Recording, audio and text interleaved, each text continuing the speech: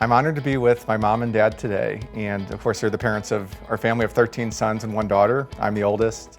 Today we're going to answer a few questions. We're going to talk about what it was like at the very beginning all the way up to the present day, being the patriarch and matriarch of the family. There were actually 20 pregnancies total, but there were a few miscarriages along the way. And so we might touch on that just a little bit, but we've been so blessed. There have been a lot of questions over the years, a lot of moms writing in, asking, like, hey, I have 2 kids. How in the world do you 2 do 14? And so we're gonna answer that and a few other questions. At the very end, I'm gonna come back and I have a question for mom and dad. I didn't even tell them I was gonna ask this, but I'm curious what they think the most difficult or challenging era was when we were growing up. And I don't know if you have different answers or if they'll be the same. So the first question I have that I came up with, did you guys always want a large family, like from the very beginning? Mm-hmm.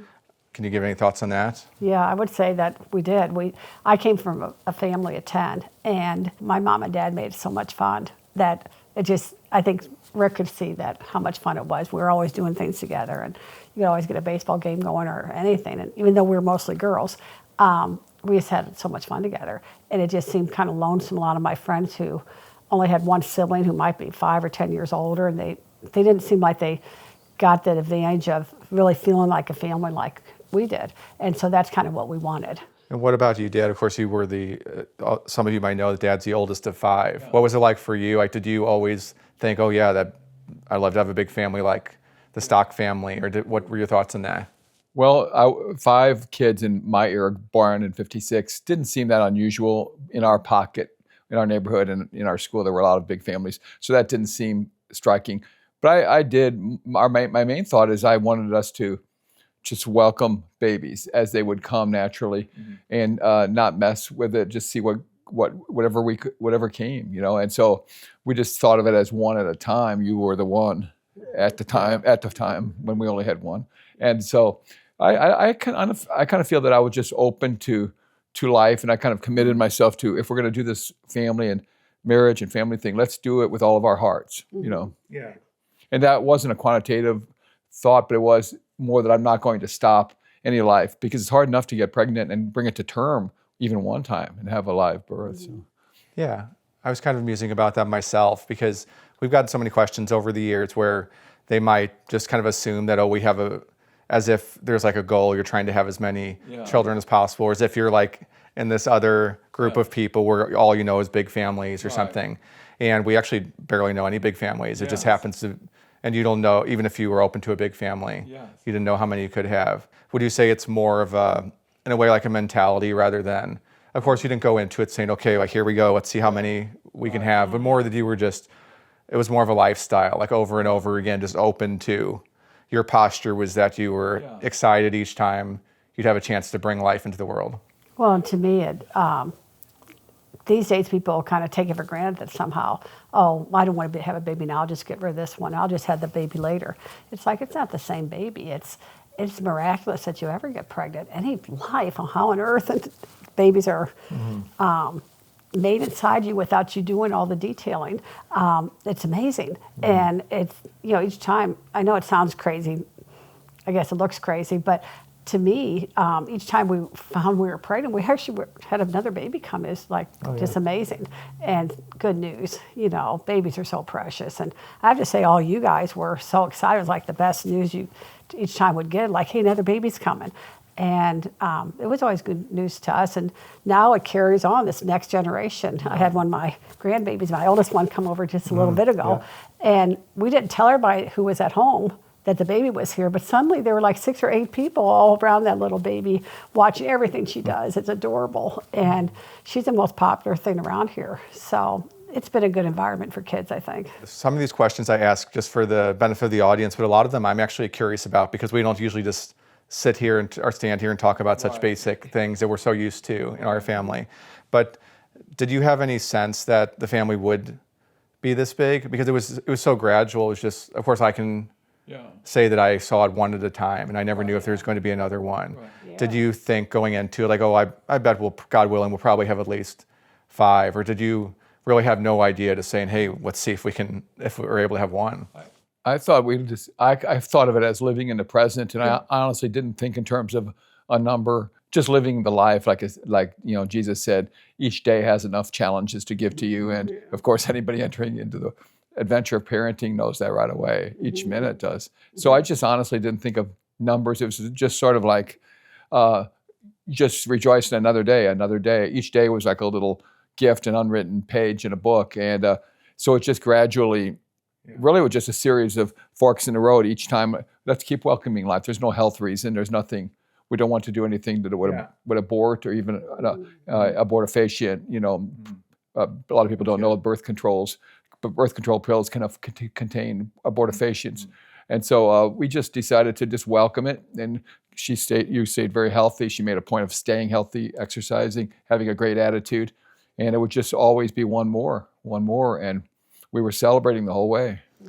And I know I just love that kind of attitude when I see it. Of course, I saw it growing up with you too, how much you were so eager to welcome life. Yeah. And it was never to me about, like I've seen that in other people too, who maybe never were able to have kids or just have 2 kids or 5 kids or whatever it is. It's not a number. It's more like a posture is the way I've always seen it, where you can just tell when somebody is open to life and eager about life, as opposed to trying to kind of control it all or being too self-sufficient. And I know God calls everybody differently, but I think that's just something that's universally a healthy attitude to have, Well, and just to trust God.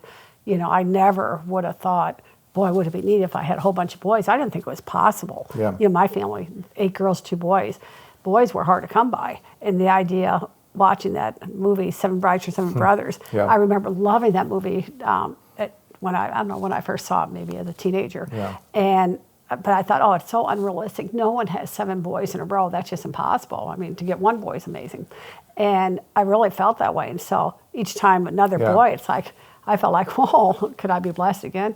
And I loved it. I never would have thought it could even happen, or that would even happen. Here it did. And it was, my mom had the 10 of us and, didn't have a first boy until the 7th child. And it was like, 7th, I've got it right. Yeah. And, to me, the idea that our first 10 were all boys, I wasn't there, but of course, on Easter when Nathan was born, and he was number 10, my whole family was gathered. In fact, you guys were all over at my mom and dad's when we went to pretty hard labor. And the party was still going on when Nathan was born. And everyone tells me how everybody's just laughing, like 10 boys in a row, this is crazy, 10, wow, they're all boys, And I think they were kind of delighting that it would happen to me. Somehow they thought of me as like the more feminine of the crew. Now, I would think I'm a bit of a tomboy, but I think in my family, maybe, I don't know. But I think they kind of delighted in the torture they thought I was having. I loved it. To me, it's like, it was fun. Job. Oh, yeah, really amazing to see one after another. And we never knew if there would be a girl. Yeah. And it was all new to us. It was just one at a time, like whoa, wow, a boy, 2 boys in a row.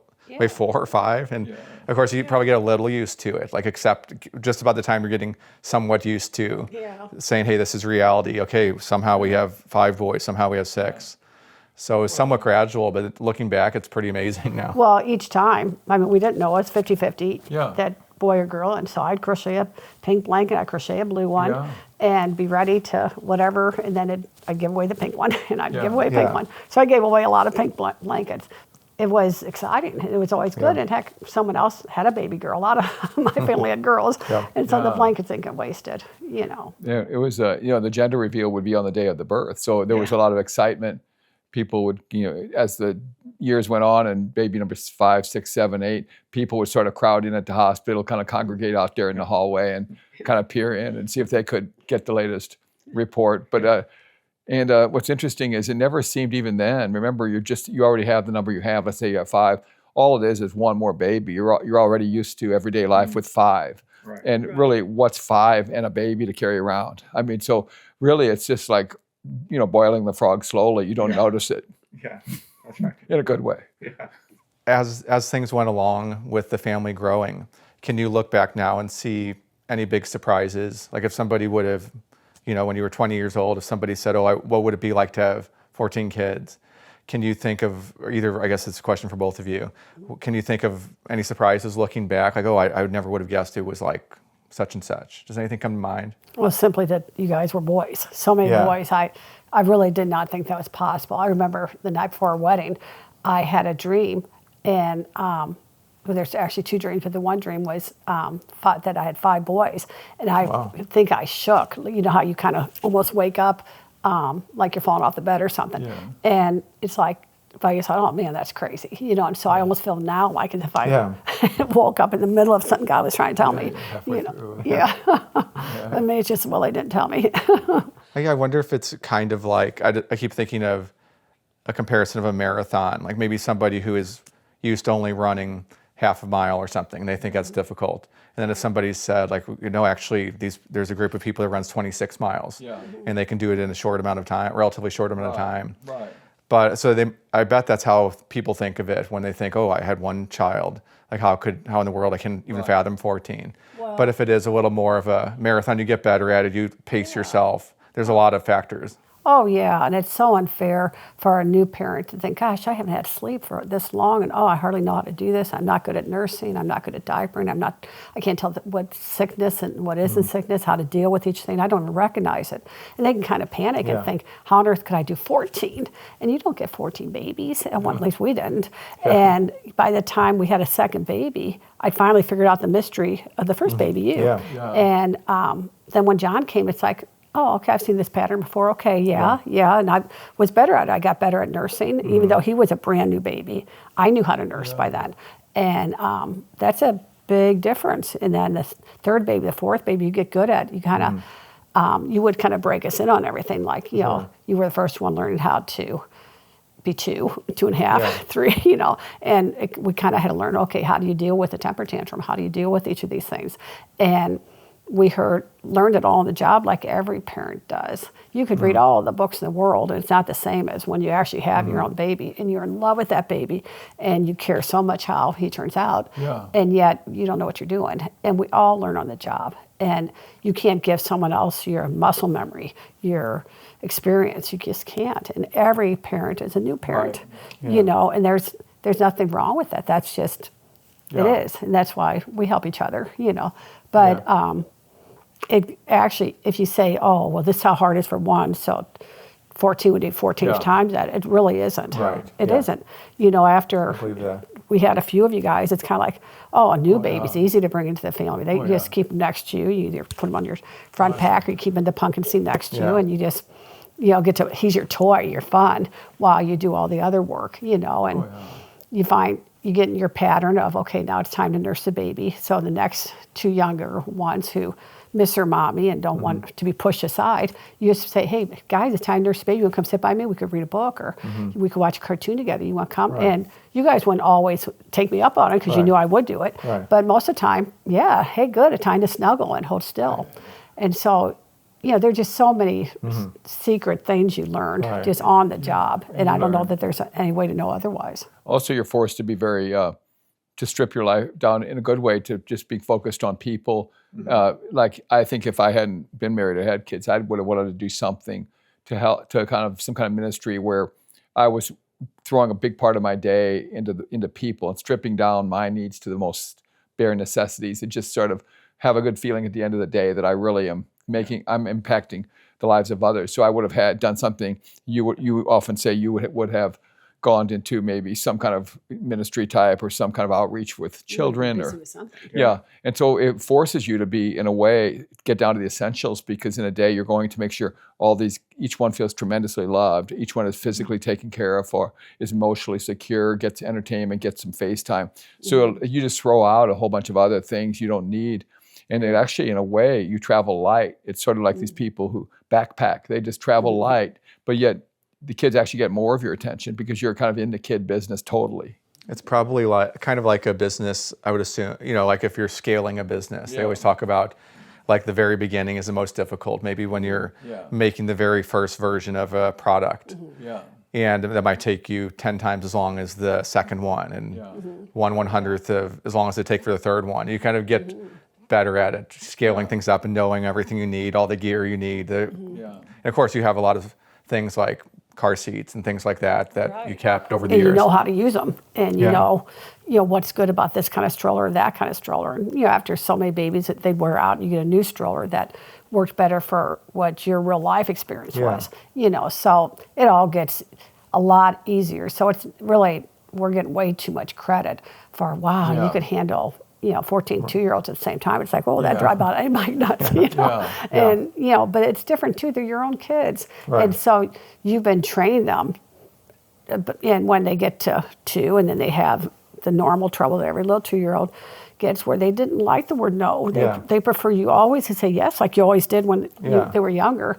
And they have to learn no and how to share and all these, and that their emotions aren't the boss.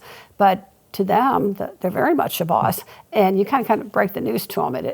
But with you, we're like, oh no, what have we done wrong with this child? And it's like every child does that. It's just it's tough for them to accept that their emotions don't matter that much. Like you let them know, like, oh honey, I know you really want that toy. I know you really want that right now. I know you can't have it, but I know you really want it. And you acknowledge your feelings, but you don't give in to them. They don't. They're not the boss. Now sometimes. It is time to say, okay, yeah, we can get that toy now. But you had to break the news to them because it's not reality, and they're going to have to face up to reality later in life. I'd rather them face it with me, hug them and loving them and tell them, I know you're so disappointed. I don't blame you. I'm disappointed too, darn it. But this is what it is. And then teach them how to accept and how to go on, that life doesn't have to end when you don't get your way. Well, one thing I was going to ask about just briefly, and I didn't, in a way I kind of hesitate even bringing it up, but since it is unusual that you had a total of 20 pregnancies, of course 6 of those were miscarriages, so of course we're going to get to meet those babies or I don't know what form they'll be in heaven, but it'll be, we don't know if they're boys or girls, but well, I guess we probably do know. We know the first one was a boy. 19 boys and 1 girl. I know, poor Mary Elizabeth. But I was just curious, and I don't know if this is something anybody else is curious about, but was it ever, like I know you experienced the first one when I guess I was 6 or 7 between Jude and Luke, and that really impacted me. Of course, I'm sure nothing like it impacted you guys. To me, I was really shocked that I would lose the baby. It sounds so arrogant, but you act as though you own the baby. God gave you the baby, it's yours. And I couldn't believe it because I wanted the baby. I knew, I had 4 little boys, and I knew we had another baby coming, and here it did end up being a little boy. And it's like we were all rejoicing. We knew exactly what we lost. And it was that next baby to be about 1.5 years apart, like our routine. And it really hurt just to, because I already had dreams. We already had names picked out, everything, And of course, that's only 3 months long. But to lose him really shocked me. I didn't think it was possible. I don't know, what if I thought that that's how abortions happen. People didn't want the baby, so the baby came out. Just naive, But you never had to face it before because I didn't think, my mom didn't miscarry. She had 10 kids and no miscarriages, so I thought they were extremely rare and usually probably something you did, And there wasn't anything I could point to that I did. The doctor could find nothing. But, and it's held true that they say 20% of pregnancies are miscarried. And that's what it has been for us, But it was very heartbreaking. I felt like I'd go crazy, especially when we had a little body and we did a little funeral ceremony at my grandma's graveside. And I felt crazy that night. Kind of like, did we just bury him? I had him wrapped in plastic. What was I thinking? I was a little nuts there. But then God helped. But no, it didn't make me scared of getting pregnant again. It just kind of made me realize I should be grateful. I think point in there, I felt like I could go toward God or away from God. It was hurting so bad. It was so emotionally devastating to lose him. And I think in a way, because I already had you guys, I knew exactly what I lost. A lot of people say, oh, it's your first one, that's even worse. Maybe it is, I don't know, but I knew what I lost. That was that little 5th boy that was going to be running around, and I just assumed he was mine. And then I realized, a lot of ladies never, ever get pregnant. Maybe they never married, or if they wanted children and they were married and everything looks just right, they never get pregnant, or they get pregnant and they lose every baby. I mean, it's not, we don't really own each other, I mean, I don't know if tomorrow we'll all be here. We don't know, we don't have that kind of control of life. It might be the average, you get this long of life average. But look at all these people who died in the Civil War, who died for this, that, and the other thing. All the diseases that took out little kids back when. We can't just take that for granted. Life is a miracle. And it helped me so much to go toward God, toward Jesus, and then to realize, to say thank you that I ever was pregnant with Peter Michael, and that I will get to see him again. And I could have never gotten pregnant, and I want to grieve so much, but then I wouldn't have him.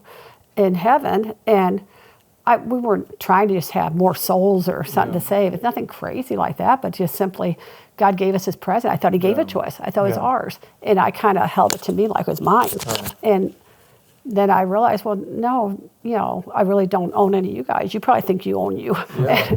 And with my attitude, I owned you for the rest of your life, and that's not right either. So I kind of needed some correcting there. But it seemed like our 5th pregnancy, then our 10th, and then the 15th, and then the 3 after David. Yeah. So, but I had gotten the farthest with that, and also as my first experience. Sure. But I wouldn't say the miscarriages themselves were that painful. Sure. But the emotions were tough.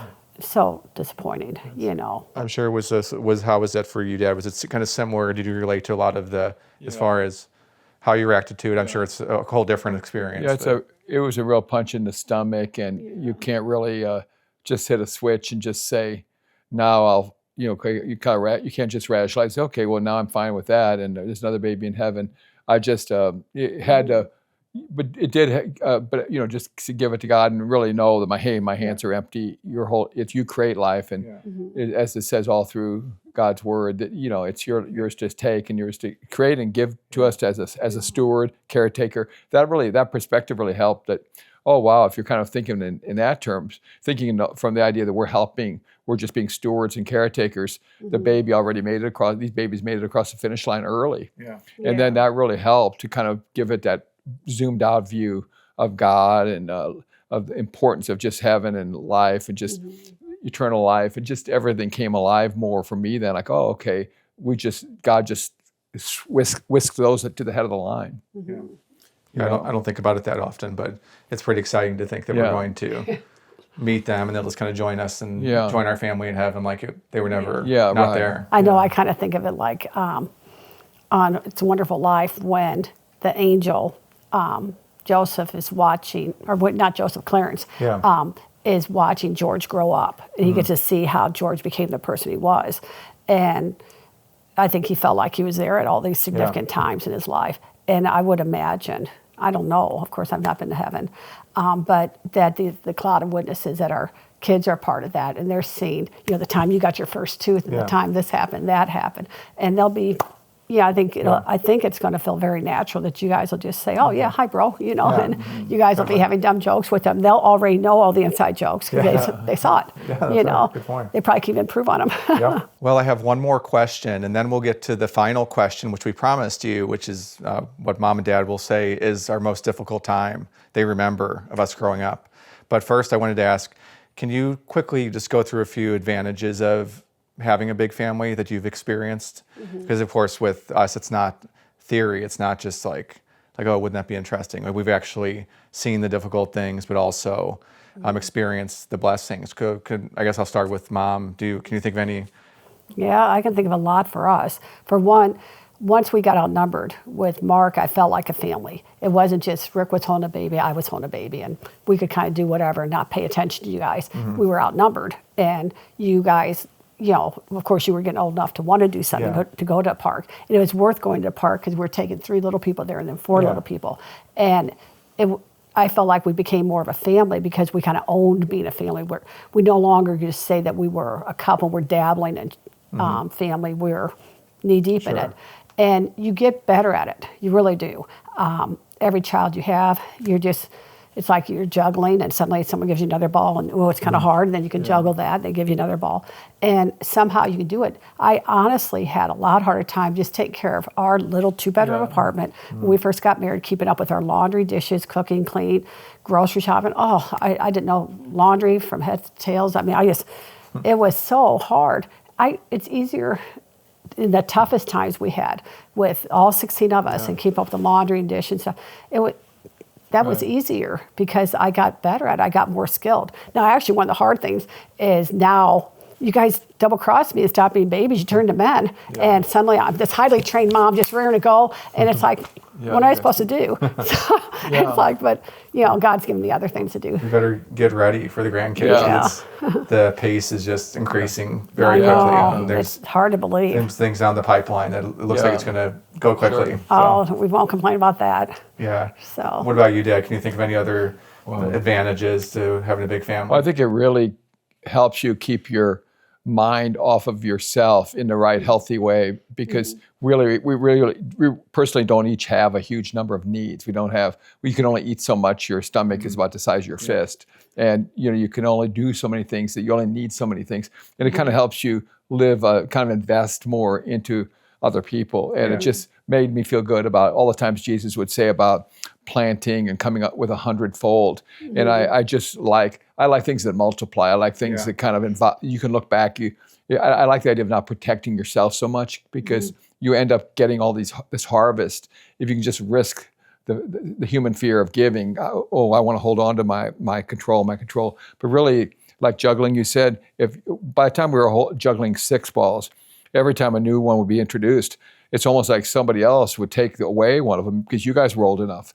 So you would be carrying kids around or changing diapers. And I realized there was a time when you could get no more pressured. In fact, even just being old enough to give smiles and emotional support, and or even, hell, I'll take care of that. Now, the guys, you guys who come over here and visit, you'll be taking turns doing the dishes. It's kind of like a family house for those who have left, and for those who are here. And so in a way, we have a bigger team, and you guys, and we built a house together. So I'd say that to reassure anyone, there's like a tipping point with anything, that it'll start tipping back, then you get to harvest. Look at what you guys have now. I mean, you have the harvest coming back to you, all these new family members coming in now. It's not just one. I've got daughters. You have all these daughters now. Like, that's multiplying. Look, their daughters are very quickly catching up. I know. And the grandkids and all that. And it's so much fun. It's, again, I wasn't trying to have men. I was trying to have babies. And you guys double-crossed me. But it's not such a bad thing to have men who love you and who you love in your life. It's fun. I mean, you and I walk so often, get a good half-hour walk and just chatting about everything. And when you're talking about some advantages of being a big family, in the neighborhood you guys all grew up in, there were, several families, just 1, 2, 3 boys, and they could come over and with you guys suddenly have a real baseball game going. And it just like that, it could get going and you get really into doing something. And there's an advantage because you've got the home turf for one, but you've also got a bunch of people who are just raring to go, got all this energy and want to play. And so you could always get something going. You could say, hey, you want to go get an ice cream cone, and everybody pile into the car. There was always like an excitement. And I know once we had a party, the party was over, about everybody had left, but there was 1 or 2, I guess one lady was waiting around, and then I forgot how it got brought up. She goes, I really should be going. I said, well, yeah, that's fine. She goes, I just want to wait till the party was over. And I said, well, these 16 people are us. We live here. And she thought the party was still going, but I mean, there's a party going on. She'd still be here. So, but it is a little bit like a party. I mean, we've always got some dumb joke going on, something fun, teasing, something special in someone's life going on that we're all talking about and trying to help them. We remodeled a house here for this one and remodeled a house there for that one. And just pulling together to make their wedding the most special, to make their bridal shower and now their baby showers, And there's always something going on. And so you don't have much boring time. And you think about all the time we could be spending watching a lot more television. I don't know what else we would do with all of our time. I don't think I've missed that much. I think I personally think my life in reality is a lot more fun than what I often see on television. And I feel like it's deeply fun, deeply satisfying, just kind of like I feel like I'm in the right place at the right time and I'm doing something that really helps. And you get the right, it's like an ongoing movie. You get the right balance of drama, suspense, comedy, inspiration. So, well, even in the old neighborhood, I remember when I was very small, of course it was just like a regular like turn of the century house. Houses fairly close together. A lot of kids in that neighborhood for some reason, and a lot of them from like broken homes and kind of rough situations. But it was interesting how it seemed like our yard, because there were so many of us, and it was such a healthy family that you two created, that it was just like a magnet where you'd have like these new kids always coming in where we didn't know, I don't even know where half of them came from, but just like maybe from blocks away, and somehow how they'd find out like hey, they must have spread around the neighborhood that hey, there's always 10 or 15 people there playing a game or playing kickball or something. Well, it made you guys kind of popular, but I think a lot of it is I had the advantage of being at home. Rick worked his tail off providing. And I did what I could doing the bookkeeping for the business, but I could do it from home and I could do it around the kids. But I was at home, and so many of those moms were working, and the dads maybe in jail, or just never been a dad, well, long enough to be a dad, but you know what I mean? Sure. Just, just real sad situations. And so there wasn't an adult there helping keep things sweet and innocent, because there'd be times some of the guys would come over who were kind of rough and bullying you guys, and or sometimes one of you guys made a bit of a bully, and nobody would have noticed except I was always watching you guys, and I think that helped a lot. Yeah, sure. For one, it kept things friendly, it kept things, I could kind of get out there and fix whatever the problem was, right. And whoever, it could have been on either side, the wrong, you guys weren't innocent. Times too. No. Okay, well, we've reached the final question, and I wanted to ask each of you, I guess I'll do ladies first. Can you think of a time during the child years of us growing up that was the most challenging? Like, was it the first baby, or was it when you had the 14th, or was it somewhere in between? Or can you think? For me, I'd say 2 different times. The hardest that I would normally say would be when you were, of course, the oldest, like you always have been, and we had 5. And I was still a very new mom.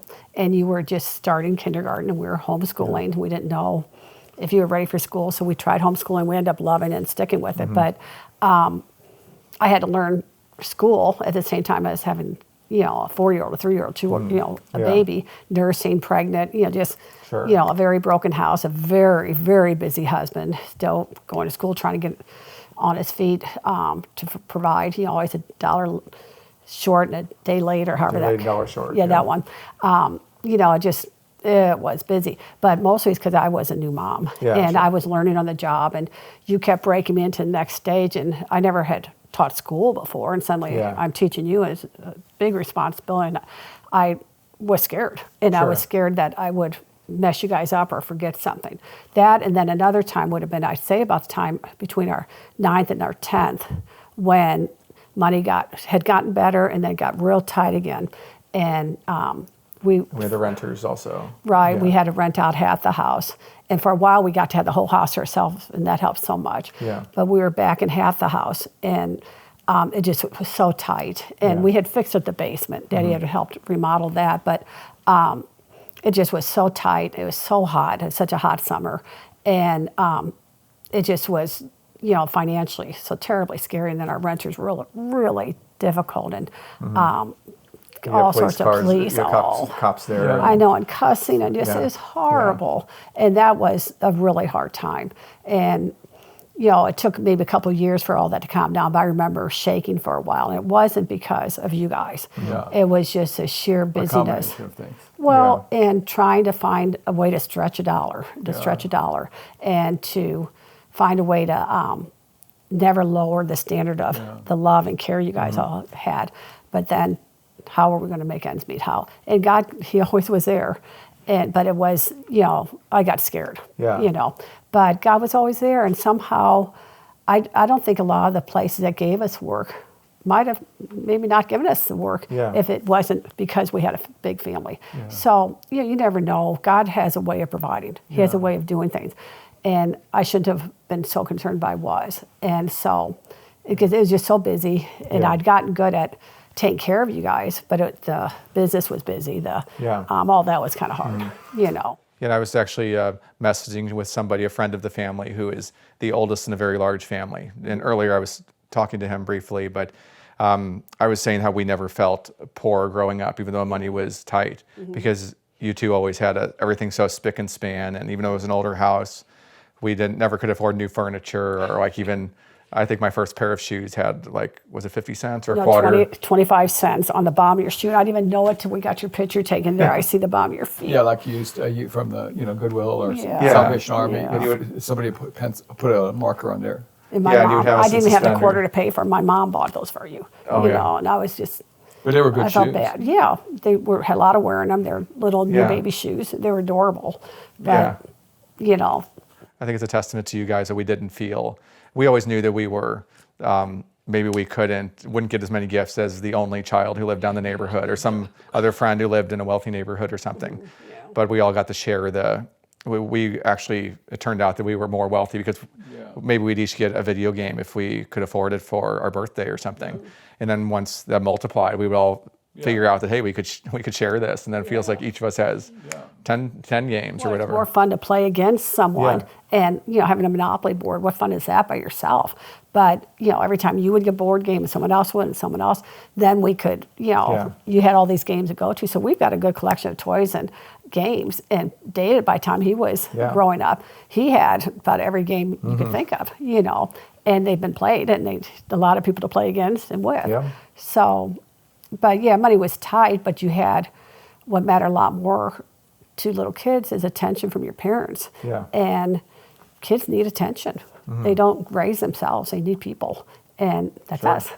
And what about you, Dad? Can you think of, would you agree with it's probably different, with, of course, you being the father, but the provider and everything, but do you think it was roughly those time periods, or do you have any different thoughts on that? I would say like maybe 2 periods. One was more, in the early days, maybe just after 4 or 5, when it just became physically difficult. I was just starting the business, and like everybody was still sort of like a baby, and not thinking you were the oldest. And it did start, the rate of return started coming back when we had 5, because you by that time might have been 6 or 7. But anyway, but later, the same time Mom mentions, when we were tight on money. We had to split the house. But we've been working very hard with Mom. We wanted to make her at home, so she was home the whole time, but homeschooling and taking care of the bookkeeping for the business.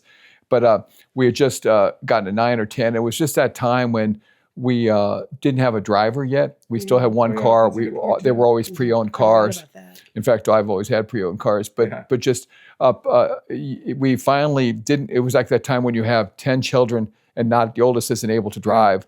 And I remember feeling more, the stress then was more like, am I doing justice? I see all these needs. This one has a 14-year-old need. This one has a baby's need. I have to remember how to give love to each. And then I just remember just that, and people at that time were kind of saying, hey, maybe 10's a nice number. Maybe we shouldn't have any more. Maybe certain people, just a couple, but just people. And I felt, no, that's not the answer. Let's just keep welcoming children. And we would have missed out on the first girl and the 3 wonderful sons after that had we listened. But and I feel that flipped pretty quickly, because as soon as you guys started getting your driver's license, you would like love to run to the hardware store. You would, or go pump gas, get gas into the car. Suddenly it flipped so much. I had all these men around me. I had all these help. Then we got into the softball league, and we played in over 20 years as a family team. So that became, suddenly it just starts paying you back so rapidly. Plus you have more who want to hold the babies than the younger ones. And you're almost like semi-parents yourselves at that age. So really it flips.